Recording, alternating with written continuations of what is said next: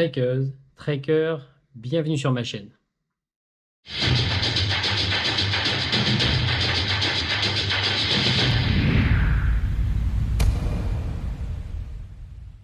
Trekkers, trekkers, bienvenue sur ma chaîne. Surtout, n'hésitez pas à vous abonner. Gros sujet pour moi, je voulais absolument vous faire aussi un retour d'expérience. Il s'agit cette fois-ci de ma montre connectée. Alors, la montre connectée, là je m'adresse à tous les futurs randonneurs, les nouveaux randonneurs ou tous les randonneurs qui veulent un petit peu avoir du matériel vraiment adapté à leur sortie, à ce qu'ils espèrent faire. La montre connectée, c'est vraiment quelque chose d'incroyable. Alors, certains ont déjà pu voir que j'avais une Amazfit qui vraiment était sympathique, hein, qui m'accompagnait pendant mes treks. Certains ont pu voir aussi j'étais parti avec une Suunto Spartan et une Phoenix 5X de chez Garmin pour les comparer. Et là, vraiment, à ce moment-là, j'ai compris que la topographie sur la montre, c'était génialissime. Alors oui, je sais très bien, on peut partir avec une carte, on peut aussi partir juste en regardant les étoiles, il n'y a pas de souci. Il y en a qui arrivent sans doute à se repérer grâce aux étoiles. Moi, je trouve que la carte IGN, c'est génial, et je trouve que du coup, d'avoir les cartes IGN à l'intérieur d'une montre, c'est juste fabuleux.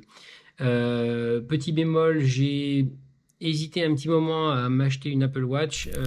Vraiment, la durée de la batterie m'en a vraiment dissuadé. Je suis pas autant aventurier que ça.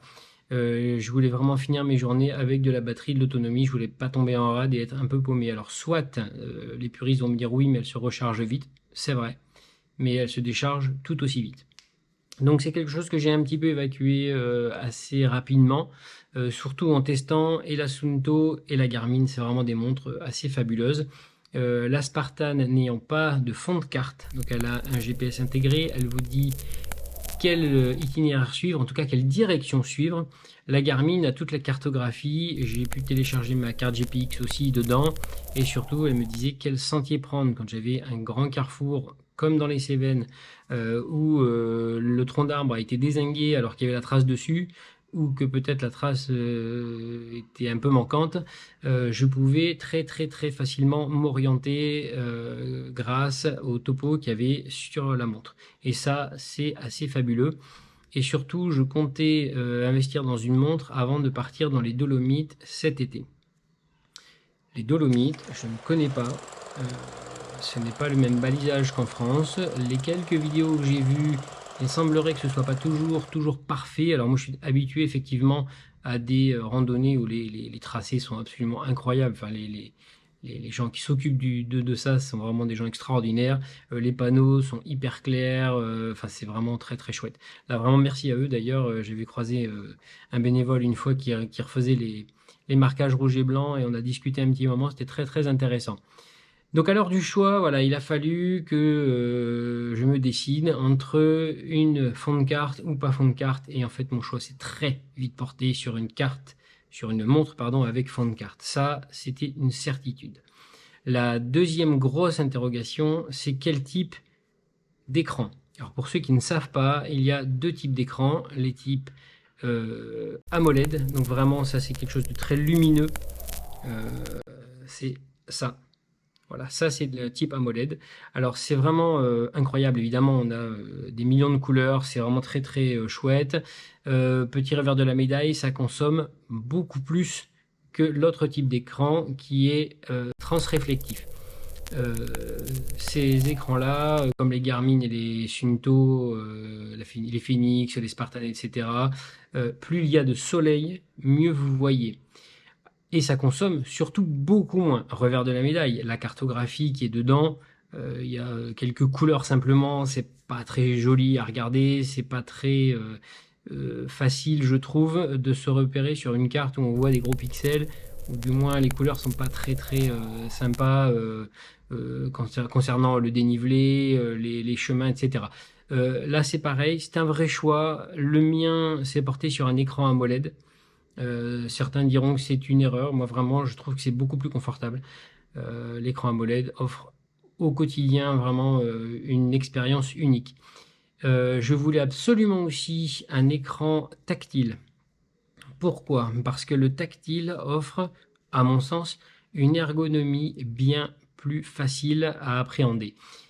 Surtout chez Garmin où il y a toujours 5 boutons, je trouve que les menus sont très compliqués. Alors soit ces montres font des choses extraordinaires, mais il y en a un peu partout quand même, hein, faut le dire, c'est quand même pas du niveau des Apple Watch. Alors oui, effectivement, les Apple Watch en font quand même moins, mais je trouve quand même qu'Apple a un savoir-faire dans les menus qui est assez enviable.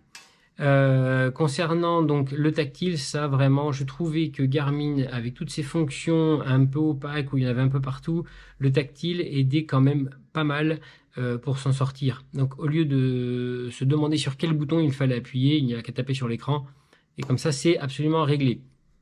Et donc mon choix s'est porté, vous l'avez déjà vu, sur la Forerunner 965. Donc c'est une montre qui est sortie il y a très peu de temps.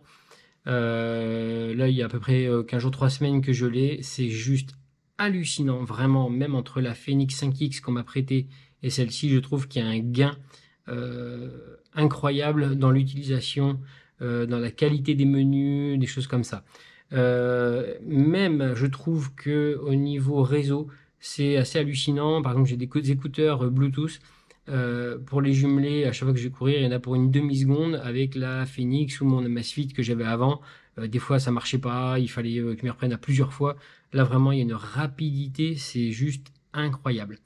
Au niveau taille, c'est exactement la même chose que mon Amazfit. Elle est juste plus épaisse, mais vraiment, elle est plutôt petite. Alors, c'est à relativiser. Mais par rapport à des Garmin Epix, Phoenix, des choses comme ça, c'est légèrement plus petit parce qu'il n'y a pas de tour en métal, il n'y a pas d'écran saphir non plus. Bon, en réalité, faut être honnête, je suis pas un sportif accompli. Je ne fais pas du trail, de la nage en eau libre, etc. dans la même journée et ça 5 fois par semaine. Donc, l'écran AMOLED, j'ai pu le tester sur mon Amazfit, il a aucun souci. Il y a quelques années que je l'ai maintenant, il n'a pas une rayure. Donc je pense que ça me convient tout à fait. Et surtout, ce qui vraiment a fait la différence, voilà, c'est ça. C'est des cartes avec du tactile, avec une définition incroyable, les couleurs incroyables. Ça vraiment, c'est quelque chose d'assez fabuleux. Voilà, vous avez les petits boutons ici, plus et moins pour le zoom. Vraiment, c'est ultra efficace. Voilà, là vous pouvez vraiment voir en temps réel, c'est très très très rapide. Voilà, j'ai même vu une Sunto verticale. Alors je l'ai juste vu comme ça en quelques minutes, je ne l'ai pas testé, donc je ne m'aventurerai pas à faire des comparatifs. Mais néanmoins, j'ai trouvé qu'il y avait plus de latence. Alors peut-être qu'il y a des mises à jour qui vont ou qui ont été faites déjà d'ailleurs.